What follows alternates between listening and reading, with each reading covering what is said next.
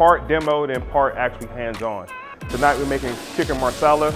I'll be creating the mushroom risotto and then sauteed asparagus. Looking at technique. Separate the skin. So I'm gonna separate the skin real quick. The hip bone, pop it out the socket. Right here. Talking about health, wellness, have fun. A different experience, and the room, the atmosphere, the people, the music, chef. It was great for us to be here tonight. Yeah, it was awesome. The experience, the knowledge, it made me feel like cooking's way easier than what I've always been taught it was. The food is really, really good. I can tell you that. Top notch.